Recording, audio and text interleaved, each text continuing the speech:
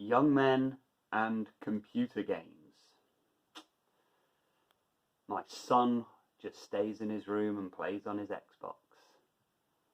My boyfriend, my husband, whoever it is, that's all they do. They just sit there and they just play on that Xbox, that PlayStation.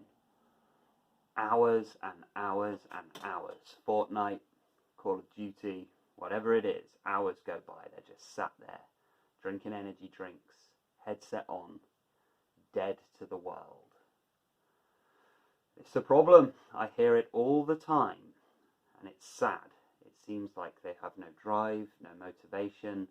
It's all they do, and it leaves you frustrated, leaves you tearing your hair out. It's not because they're lazy, it's not because they've given up, it's nothing to do with that at all. It's a problem, and problems have solutions.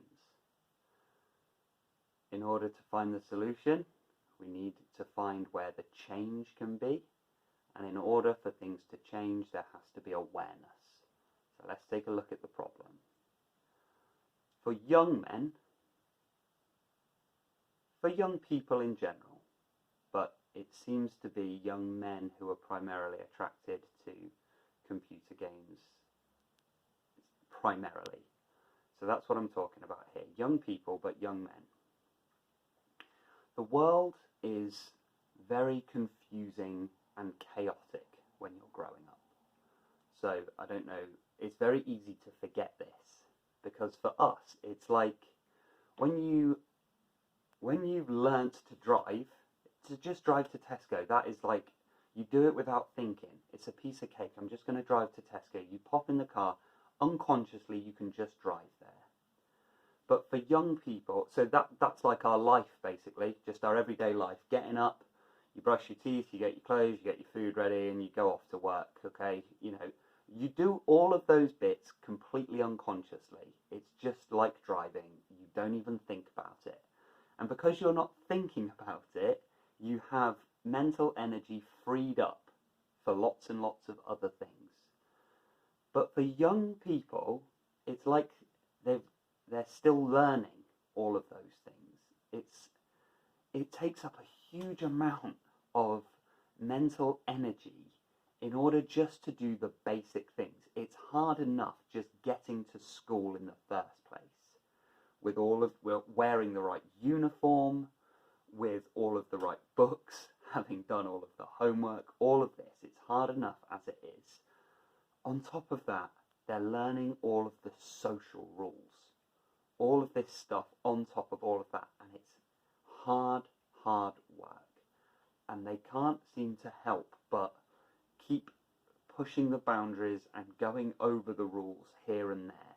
And it's incredibly stressful for young people. A computer game has very, very clear rules. It has clear objectives. This is the objective. This is how you get it done. And not only that, you then get it done. It's then done. And when you get it done, there is clear rewards. Here are your points. Here is the good job. Here is the well done. Young men don't get this. They just don't. Not in our society. It doesn't happen. And so then we wonder why they're turning to things like computer games. Well, why do you think? It's not rocket science. When you look at it like this, you see, we think that they are attracted to the violence and the blood and the guns and the girls and all of this that's on there. So we think that's all it is, and that's what's like, oh yeah, they just can't help it. There may be an element of that. However, I believe it's more to do with this fact that you have these clear objectives, these clear goals, there's a clear way of doing it, and you achieve it and achieve it and achieve it. I think they're attracted more to the team that they're on, to this little squad that you're on. And every time you smash one of these objectives, it says good job. And there's often literally a voice in the ear then that goes, good job, objective achieved. Objective achieved. Mission accomplished. Now, do you know what that does to a young man when he sees that come up on the screen? Mission accomplished. Good job. Here's your points. Here's what you earned from that. Well done. There can be nothing more valuable to a young man than a man saying, good job. Well done. But it doesn't happen. It's sadly lacking. Sadly lacking. But they will get this from their computer games. They get that good job. Well done. Good work, son. You did a good job. Well done. And then they have to go back to school. And that's not what they're getting now. They're getting, you've got to do this. You have to do that. You're doing this wrong. You're doing that wrong. Not just the school system, but the social system as well. You just can't help but feel lost. Completely lost. And it's similar to taking it back to that car analogy. So then when you're sort of barking in the ear about like, oh, you've got to get off of that, you've got to get off of that damn computer. That's like when you're trying to learn to drive and you have somebody in the passenger seat yelling in your ear. It's hard enough just navigating life as it is, and you wonder why they're starting to tune you out. They don't want to hear it. They really don't want to hear it. Because it's hard enough just trying to navigate life as is. And this is a great analogy that somebody taught me when I was working with young people who have behavioural disorders, learning disabilities, things like that. They're trying to learn to drive. And when somebody's trying to learn to drive, you don't yell at them and give them more distraction and give them more to think about. You support and encourage and say, well done and good job. So if you do have a young person who seems absolutely obsessed with this computer game, don't just fall into the trap of thinking they're just addicted, like it's the computer game's fault, or like it's the kid's fault. It's just a bit of a subtle trap that they've fallen into. And this can be it can be such a positive, because it can be such a massive learning experience. It can be a huge learning experience because take a look at the game. This is what I would recommend. Don't just give them another bollocking.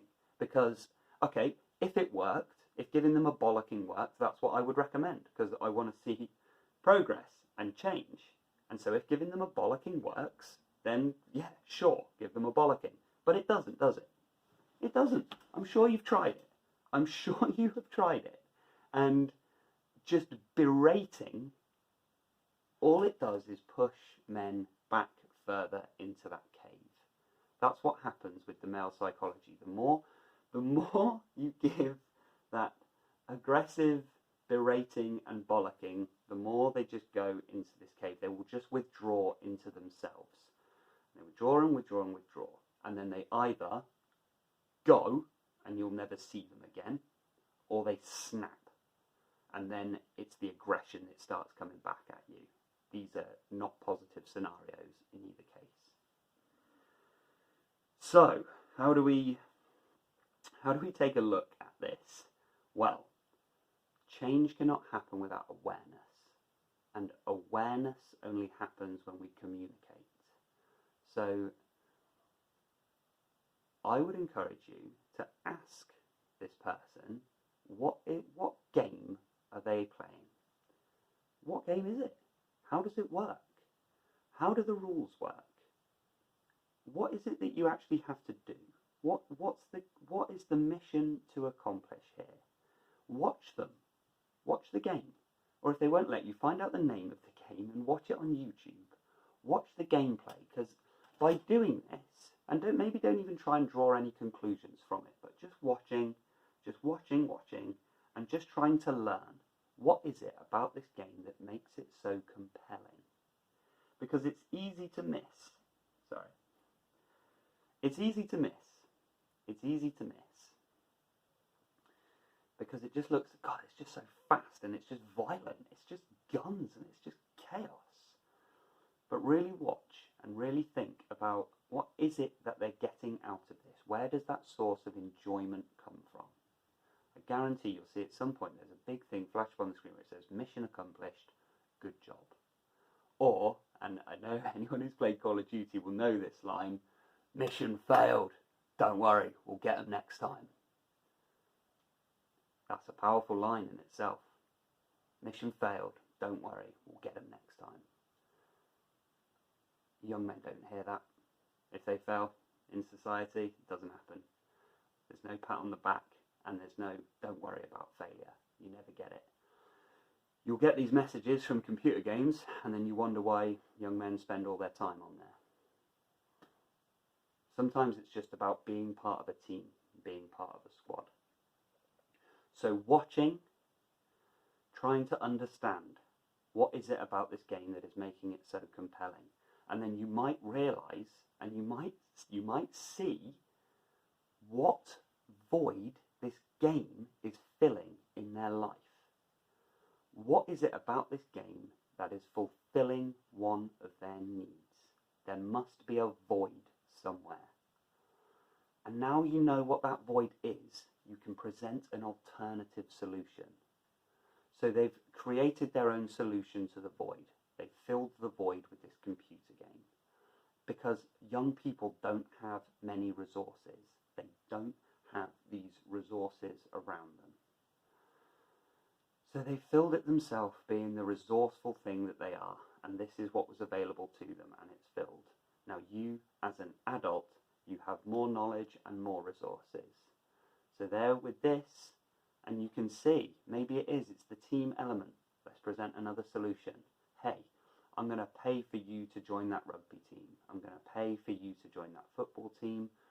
Whatever it is that you want to go and do. If you want to go, I'll buy a skateboard for you or one of these razor scooters, whatever it is that you can present as an alternative solution. Okay, that doesn't work. Great, let's find another one. And another one, and another one, and another one. Because if there's a problem, there must be a solution. And the solution isn't just give them a bollocking. It doesn't work. It really won't. And I'll share my experience with computer games. When I was young, when I was in that sort of middle school, years 7 to 9, really difficult time for me. Really difficult time for me. Suffered a huge amount of anxiety, huge amount of depression. The world was a very big, dark, scary place. And there was this game called Final Fantasy VII, where it was like this fantasy world, and you could go anywhere in this world, and you had a little group of friends, and you had this magic that you could use, and you had like, there's all these fantastical monsters, and there's this like amazing story that it weaves as well. And I would get home, and I would shut that door, I would shut the curtains, headphones on, and I would just get lost in this world. Because I was suffering in my everyday life. And you see, kids don't have access to alcohol and drugs and all of these other things that adults do have access to de-stress. It's like you might be having a go at the kid for always being up there on the computer, whereas you're going out every Friday night and getting hammered down the pub. It's just as unhealthy. But kids don't have access to these other resources, and kids just do what they do to ease the pain. When we're in pain and we're stressed out, we will find a way to relieve the stress and relieve the pain. It's not rocket science. You will find a way to do it. Now, it might not be the healthiest way of doing it. If I look back, I'm like, well, why didn't I just go for a run and just get some exercise? It's not going to happen. I'd had enough of the outside world at this point. It was too big, it was too scary, and if you think I was going to go outside after being made to be at school all day, this big scary world, and now this is my space and my time, I'm locking myself in my room. And good luck trying to get me out. I remember that very, very clearly. In terms of that solution, what would have been the solution in that scenario? I don't know. Make the world less scary, that's one thing. Present an alternative solution to the computer game, well, that would be another. But it would have to be something that was safe and relieved the stress and relieved the pain. So yeah, young men and computer games. The other thing is, sometimes it's just a computer game. That's it. That's all it is. It's just somebody playing a computer game. It's not that big a problem. When it's an addiction, when somebody's doing it all day, when somebody's neglecting other areas of their life, which does happen a lot, that's when it's a problem. But if somebody's just trying to, put their feet up, just play some computer games, that's what that is. While we're on the subject, I've literally just seen it there, Dark Souls. If you think that computer games are just always trashy and flashy and violent and that there's no sort of any inherent value or meaning to them, you are dead wrong, because computer games can absolutely be a valid art form. Now, Final Fantasy VII was the first experience of that for me because it told such a rich and immersive story. It was incredible what happened. There was tragedy, there was comedy, there was this huge overarching plot that I'd never seen in a computer game before. Before then, it was just Mario and Sonic and things like that, where it's just like, go along the platform, yeah, whatever, get the rings, rescue the princess, whatever it is. Final Fantasy VII, there were side plots, side quests. Each character had their own story. I was like following it. I was like, wow. It was really an entwined, amazing narrative. But what I want to talk about is Dark Souls. Dark Souls hit me as a bit of a surprise because it looked like just another action adventure, like fantasy games, swords and shields, dragons, stuff like that. But it told such an amazing story, and in a way that only a computer game could do, because it told the story through the mechanics of the game.